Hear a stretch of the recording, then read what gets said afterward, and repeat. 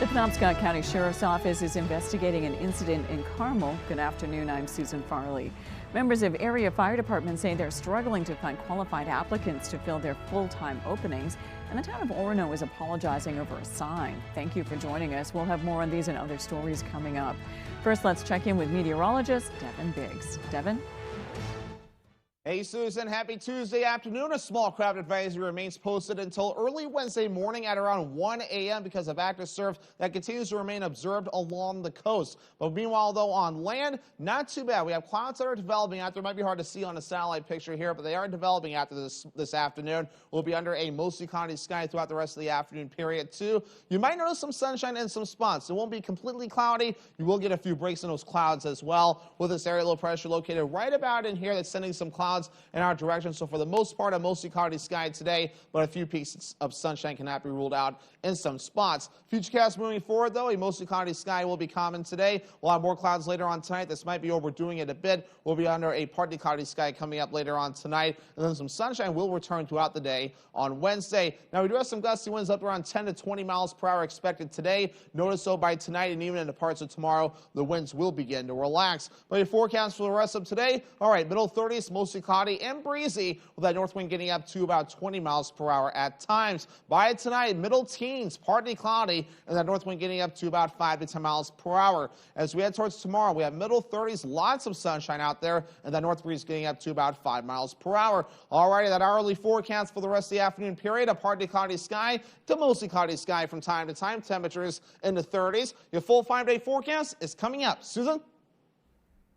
Thank you, Devin. Jury selection is underway in the trial of a Lincolnville man charged with murder. 47-year-old Matthew Pendleton is accused of killing his friend and roommate, Kevin Currit, in January of last year. Waldo County deputies found Currit's body on the Thorndike Road in Lincolnville after Pendleton allegedly reported it himself. At a previous court date, deputies said when they responded, they found blood on a camper and on the floor. Pendleton's trial is scheduled to begin later this week. Members of area fire departments say they're struggling to find qualified applicants to fill their full-time openings. Grace Blanchard spoke with members of the Lincoln Fire Department about the hiring challenges they face. And every day when we climb on that truck, we're prepared for the worst. Over the weekend, firefighters from the Lincoln Fire Department rescued 2 people from a burning home in Chester. Members of the department say these heroic efforts happened despite it being a time of day where they have few people on staff. Time of the call, we were fully staffed with the numbers that we normally have. There was a paramedic and 3 firefighters. Firefighters say there's been a declining interest in the field over the last few decades. There's other parts of the country it's not quite as bad, but here for some reason it's become very hard to find people that are interested in doing it. Some firefighters attribute the lack of interest to the grueling training and long hours at the station. I myself retired a few years ago and decided to get back into it. I saw a need up here. Members of the department say they have learned to adapt by relying heavily on mutual aid from area towns and on-call staff. The town has really supported our mission. They've expanded our staffing. They've purchased some new ambulances and lots of EMS supplies. With around 20 full-time staff members and roughly 2,000 calls a year, they hope to encourage more people to join their team and the industry. And we'll train you. The department will train you. It's a job full of pride and history, and it's incredibly fulfilling. More information on how to apply can be found on foxbangor.com. In Lincoln, Grace Blanchard for ABC 7 and Fox 22 News. Maine's business leaders got an update on a plan for Maine to become 100% reliant on clean electricity by 2040. Augusta reporter Corey Bouchard has the story. What is unique about Maine is really our energy challenges are very specific to Maine, with our high consumption of heating oil, significant existing clean energy resources, and this modeling is specific to the state of Maine. In 2019, Governor Mills signed bipartisan legislation that set a requirement for Maine to use 80% renewable energy by 2030 and a target of 100% by 2050. Last year, that plan was expedited to include a target of 100% by 2040, 10 years earlier. We are in the latter part of this work. We've been doing it since the fall of last year, and excited to present to you all some of the findings and results and opportunities for input. According to the governor's energy office, renewable energy technology has advanced in recent years, that we would be able to supply a majority of our current energy usage with renewable energy. In 2024, Maine will cross the threshold of using more than 50% of its electricity from renewable sources. Patrick Woodcock from the Maine State Chamber of Commerce says it's important for business leaders to be aware and engaged in the energy plan. Although all modeling is only as good as the assumptions, it really is extremely valuable as we start thinking about our priorities. This really is directionally important. Technology continues to be disruptive to our assumptions, but it really does create an important baseline of where are the priorities going to be over the next 15 to 20 years. The governor's energy office hopes to finalize the recommendations and present it to the governor sometime this year. In Augusta, I'm Corey Bouchard for ABC 7 and Fox 22 News. The Orono Town Council is apologizing to the Penobscot Nation following a recent backlash over a change in the town's gateway signage. The old sign prominently features the town's seal, a side profile of Penobscot Chief Joseph Orono with a headdress. The new sign incorporates an outline of the same seal behind the Welcome to Orono text. This change came last year with conversations about updating the sign starting back in 2019. The town's Diversity, Equity, and Inclusion Committee was involved in the process. It recommended making signs with the Penobscot language or redesigning the seal. Despite recommendations, Orono officials decided to move forward with the new design. The council also failed to consult with the Penobscot Nation Council, a decision which violated the town's 2021 resolution to honor and acknowledge the Wabanaki tribes. We felt really ignored, that we felt devalued, and that our history, even in this area, was slated to be terminated. The council has since sent a letter to the Penobscot Nation apologizing for its mistakes. The letter mentions the town is willing to return to its original signage or work with the Penobscot Nation to design a new one. The council also set aside $50,000 dedicated to signage design, cultural consultation, and future projects celebrating Penobscot presence in Orono. Coming up on ABC 7 News at noon, the IRS is giving some people more time to file their taxes. We've got details when we return. Did you know 80% of women are struggling with hair damage, just like I was? Dryness and frizz could be damaged hair that can't retain moisture. New Pantene Miracle Rescue Deep Conditioner with first-of-its-kind melting Pro V pearls. Locks in moisture to repair 6 months of damage in one wash, without weigh down. Guaranteed or your money back. For resilient, healthy-looking hair. If you know it's Pantene. Are your gutters weighed down by debris causing them to sag and overflow? I'm Tony Hafford with TC Hafford Basement Systems. Clogged gutters lead to costly repairs for your home, so skip the cleaning and stop the clogs with Gutter Shutter. Gutter Shutter, the world's best gutter, is a high-performance gutter with a lifetime no-clog guarantee. Stop the clutter, get Gutter Shutter. Call TC Hafford Basement Systems today for all things basementy. It's high school basketball season, and ABC 7 and Fox 22 are here to keep you up to date with your local scores and highlights during Friday Night Fast Break. Get out and support your hometown teams and look for our sports crew to get your own free Friday Night Fast Break t-shirt courtesy of Brandywine Graphics, Coastal Auto Parts, Complete Tire Service, Disconnected Tattoo and Art Company, Osborne's Plumbing and Heating, and Whitney's Family Supermarket. Renovating or building new, you'll find a wide selection of high-performing, energy-efficient, and beautiful windows and doors at Hammond Lumber Company. Your Hammond sales representative will walk you through the showroom displays and help you choose options to create a personalized custom look. Free in-home measurement is available, and Hammond can deliver your order from any of their locations across Maine and New Hampshire. Bring your vision and enjoy better light and added security and energy savings with quality windows and doors from Hammond Lumber Company.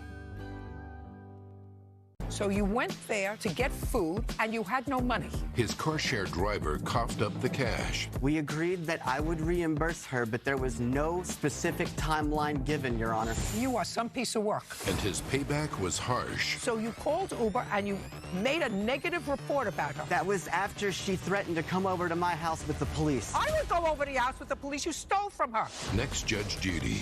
Tuesday at 5, only on ABC 7. You're watching ABC 7 Bangor.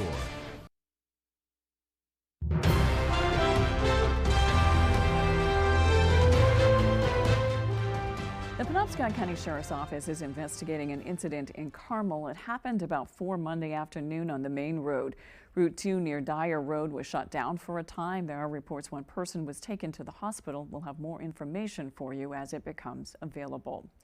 Some tenants in Portland are forced to move after discovering their apartments have a serious mold issue. Asia Reed spoke with residents and has more. I noticed that a few weeks ago, and I did report it, and they were going to do something about it. There's mold covering parts of Florence Pooler's bathroom. Mold is very dangerous for anybody. Well, I have emphysema. These are low-income housing units owned by Portland Housing Authority. Executive Director Brian Frost says half of them are infested with mold. Though all tenants will be relocated just to be on the safe side. He says poor building design makes it prone to leaking and mold, which has been there for a few months now. Due to the really unprecedented rainfall that we've received in the last 3, 4, 5 months, particularly the last 3 months, I think the water is able to travel into that area and create the conditions for this. Frost says most residents have already been moved into different Portland Housing Authority units in the area. The work they have to do is extensive, and they're trying to figure out how to best tackle the issue. Frost says they're unsure yet if they'll take down the whole building or not. Certainly if we reoccupy the units, we've got to abate whatever growth is there. We've got to identify the water leaks. The building's property manager, Baba Lai, says in a statement, quote, "When I reported to my supervisor, they asked me to have maintenance staff wipe it down and paint over it. I asked for support to find durable solution instead of just wiping it off and painting, but I was not given that option." Frost says there was one tenant that they failed to move out in a timely manner. We take full responsibility for not acting on that timely, and it's not a condition that we would want anyone to be, living in. In-person absentee voting is underway for Maine's presidential primary coming up on March 5th, and former President Donald Trump is still on the ballot. Johnny Maffey has a breakdown of the Republican primary ballot. Well, in-person absentee voting began at 8:30 this morning here at Portland City Hall for Maine's presidential primary coming up a month from today. And what Secretary of State Shanna Bellows, Director of Communications, told me is she made it clear that if you cast your vote and then Trump is disqualified, that's your vote. You do not get another ballot. Let's pull up a sample ballot from the Secretary of State's website. You can see here we have the two candidates still in the race, Donald Trump and Nikki Haley.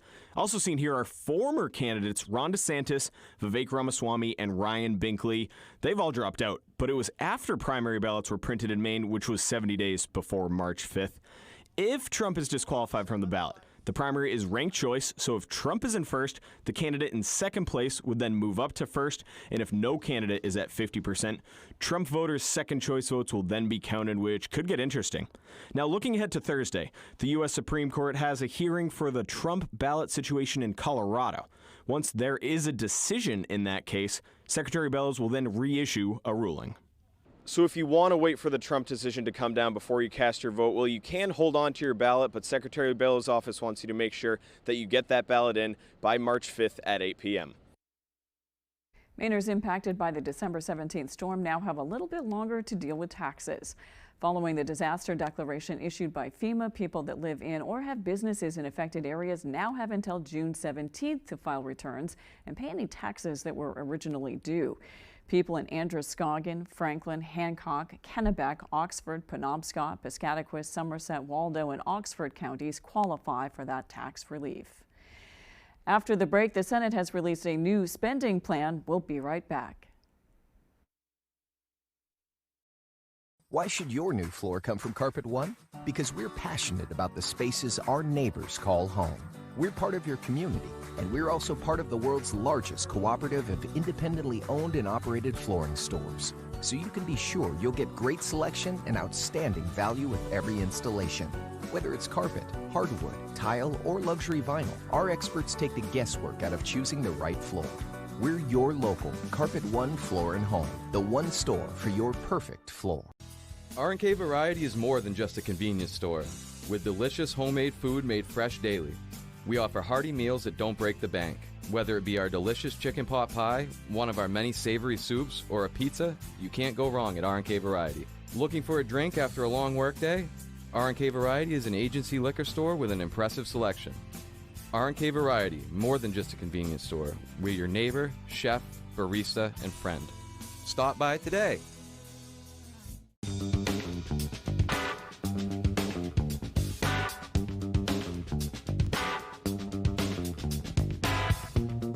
Roto-Rooter has served the greater Bangor area and beyond for 35 years, offering plumbing, hydrojetting, snaking, descaling, video inspection, and grease interceptor cleaning services. For all your residential and commercial clogs, call Roto-Rooter today, 990-1234. And away go troubles down the drain. Roto-Rooter. At Warren Financial, your financial goals are our priority. Your financial plan may appear to be all about savings and investing, but in reality, it's about much more. Your life, your family, and your legacy. That's why the financial planner you choose is so important. Plan your future with Warren Financial. Visit warrenfinancialplan.com or call 573-1825. Your trusted partner in wealth management.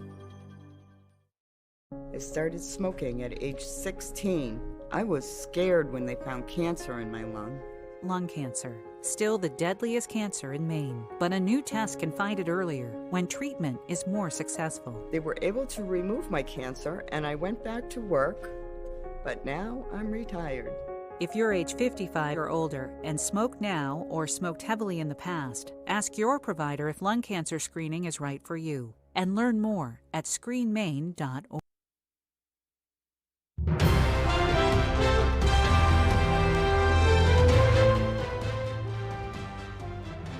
There are concerns about the health of King Charles. The latest announcement from the palace is raising more questions than answers. ABC's Andrew Dimbert has the details. The king heading to his estate in Sandringham following his cancer diagnosis, releasing a statement yesterday revealing when His Majesty was in the hospital over a week ago for an enlarged prostate. Quote, a separate issue of concern was noted. Subsequent diagnostic tests have identified a form of cancer. The palace not saying what type of cancer the king has, nor what stage it is at, but confirming it is not prostate cancer. News that he has cancer as head of state is quite a shock. The palace has been remarkably open here because in the previous reign, getting information about people's health was quite difficult. A royal source telling ABC News the king called his siblings and sons to personally tell them the news. Prince Harry arriving this morning at the king's home in London, Clarence House. The 75-year-old ascending to the throne only 17 months ago and crowned king in May last year. He'll be standing back from public-facing duties for now, but will carry on with state business and official paperwork as usual. Well wishes from around the world pouring in, including President Biden saying this to dailymail.com. Do you have a message for King Charles? Glad to call him. I'm concerned about him. His Majesty King Charles has begun receiving treatment. We don't know what sort of treatment he is receiving, but what we do know is what the British Prime Minister Rishi Sunak said, that the cancer was caught early and that he wished him a speedy recovery like so many others here. Now, Buckingham Palace released a statement on Monday saying that the king was wholly positive about his treatment. Lama Hassan, ABC News, outside Buckingham Palace. Now to the storm being described as a once-in-a-thousand-years event. More than a foot of rain has fallen in parts of Los Angeles, triggering mudslides up and down the state, more than 300 in the city of Los Angeles alone. ABC's Andrea Fuuji has the latest. This morning, a massive cleanup effort is set to begin in California after a days-long storm packing historic rainfall-triggered mudslides and rare hurricane-force winds left a deadly trail of destruction. At least 3 people in Northern California have been killed by falling trees. North of Santa Cruz, this woman narrowly avoiding disaster. A tree falling onto the roof of her car, the vehicle damaged, but she's okay. Farther south, parts of Los Angeles getting 12 inches of rain, more than a month's worth in 24 hours. More than a dozen people had to be rescued. Quick look at this Los Angeles River behind me is still surreal because it's usually dry, and now we've got these ferocious rapids. The mudslides devastating. Dozens of buildings damaged or destroyed. Cars left buried in thick mounds of muck. Entire homes washed away. So many slides in the hills around Los Angeles, but this is by far the worst. This home being pushed off its property onto this roadway, everything inside exploding out of it and sliding down this hill, including this piano. Officials calling it one of the wettest storms since record-keeping began in the 1870s. President Biden called into a news conference with LA's mayor. We'll get any help on the way as soon as you guys request it. Through all the devastation, a heartwarming rescue. This man jumping into a rushing river in Los Angeles to save his dog. Firefighters pulling him into a helicopter and later finding his dog downstream. Both are now safe. Andrea Fujii, ABC News, New York. More rain is expected today, but it won't be as heavy. Still, with the ground so saturated, officials are warning of more mudslides. Now on to the battle to pass legislation regarding the southern border and the country's immigration policies. For the first time in years, Republicans and Democrats have come up with a bipartisan plan to address the border. ABC's Ika Jachi is in Washington with the latest. House Speaker Mike Johnson is still turning his back on this bill, a bill he originally called for, but now says doesn't go far enough to address the issues at the southern border. This morning, it's being called the most sweeping border security package in decades, but it appears to be going nowhere. In a meeting with Republicans last night, Senate Minority Leader Mitch McConnell reportedly recommended a no vote on the first procedural vote set for Wednesday, just hours after he advocated for the bill on the Senate floor. The conservative Border Patrol Union endorsing the deal, and its acting commissioner says it provides them with the strongest set of tools we have had in decades. New doubts from Senate Republicans followed days of pressure from former President Trump to kill the bill. House Speaker Mike Johnson also doing an about-face. In November, he pushed for a bipartisan agreement. Now, he calls the bill a waste of time and dead on arrival. I just don't believe that the Senate bill, as I've explained in all of our statements, meets the criteria that's necessary to solve the problem. President Biden with a clear message to Speaker Johnson. Pay attention to what the Senate is doing. We got a bipartisan deal all this time, and now they're starting about the border. It's out of control. Well, guess what? Everything in that bipartisan bill gives me control. This current battle over the border leaves wartime funding for Ukraine and Israel up in the air. Ika Jachi, ABC News, Washington. When we return, Devin Biggs has your 5-day forecast. You're stepping inside from a romp in the snow with the kids. Time to take the chill off with a cup of hot chocolate and a push of a button on a Fujitsu heat pump from Valley Home Services. Skip the worry of heating bills and call or visit valleymaine.com today to start saving. It's high school basketball season, and ABC 7 and Fox 22 are here to keep you up to date with your local scores and highlights during Friday Night Fast Break. Get out and support your hometown teams and look for our sports crew to get your own free Friday Night Fast Break t-shirt courtesy of Coastal Auto Parts, Hamlin's Marine, Leo & Sons Auto Repair, Maine Collision Center, Old Town Archery, and Sargent. Let your creativity run free at the Creative Arts Center, where we offer fun and affordable activities for all ages. Birthday parties, pottery wheel classes, painting lessons, or just for the fun of it. Get fired up for glazing projects as well as acrylics. We offer a wide selection of ceramic products for you to choose from, and we have thousands of pieces ready to paint. We are a Paragon kiln dealer and a Laguna Clay distributor. Stop by the Creative Arts Center today, located just off the Joshua Chamberlain Bridge in Brewer. The Creative Arts Center, where your only limitation is your imagination.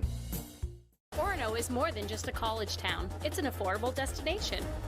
Welcome to the Orono Arcade, where we have both modern and retro games. And for a new experience, check out our 9-hole blacklight mini golf course. Budget-friendly, fun for the whole family, with 13 restaurants within walking distance. We look forward to seeing you soon at the Orono Arcade. The new Efficiency Main heat pump rebates are here, and they're huge, based on income saved from $4,000 to $11,100. And when combined with the new tax credits, the savings are bigger than ever, and Valley gives you your rebate instantly. Call Valley Home Services now for your new Fujitsu heat pump.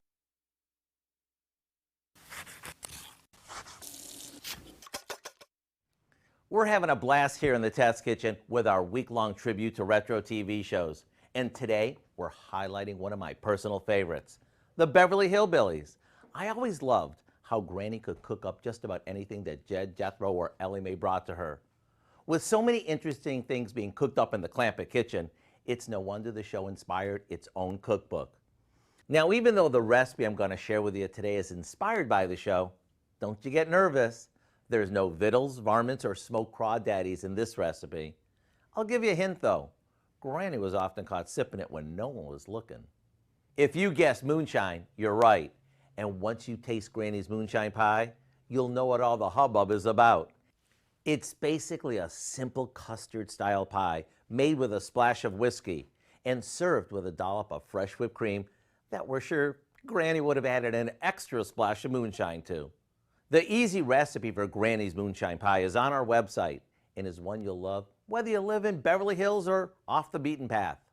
I'm Howard with Kelly in the Mr. Food Test Kitchen, where today we found Granny's favorite way for you to say, ooh, it's so good. Now let's check your full forecast with Devin Biggs. Devin?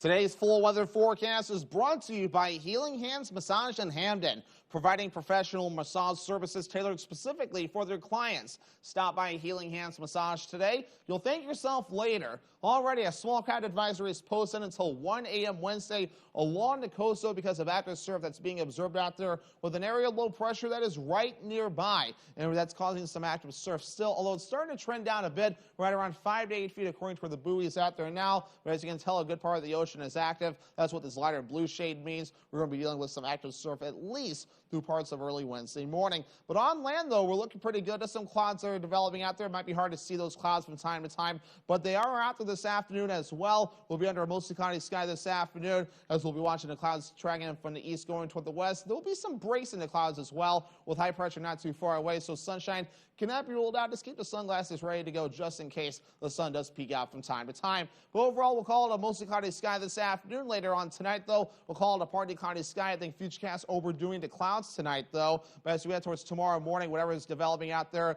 will begin to clear up pretty quickly. We'll see a lot of sunshine, though, as we head towards Wednesday. We'll call it mostly sunny, a little more clouds moving again as we head towards Wednesday night and parts of Thursday as our next wave of energy begins to approach, which will eventually give us some precipitation as well. But gusty winds for the rest of today can reach up to around 20 miles per hour. At times, we'll back off to around 15 miles per hour along the coast coming up later on tonight as well. And we'll keep those gusty winds at around 15 to 20 miles per hour along the coast going as we head towards your Wednesday as well. Average high temperature should be 29 degrees. We'll be above that today and the middle 30s. Same with tomorrow with middle 30s for your Wednesday, upper 30s Thursday and Friday. Upper 40s, a sharp warm-up Saturday, and then we're back in the mid-40s Sunday and lower 40s again as we head towards your Monday. So for the rest of today, middle 30s, mostly cloudy and breezy out there, and the north wind getting up to about 20 miles per hour at times. By tonight, middle teens becoming partly cloudy, and the north wind getting up to about 5 to 10 miles per hour. Tomorrow, middle 30s, lots of sunshine, and the north wind getting up to about 5 miles per hour.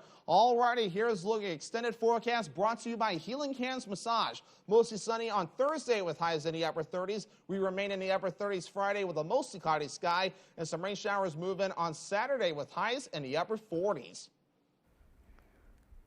Gotta say, I'm looking forward to those upper 40s. That's all for ABC 7 News at noon. Thanks for watching. I'm Susan Farley. We'll see you this evening with Peter Dubois and Beth Jones on ABC 7 News at 6. Have a great afternoon.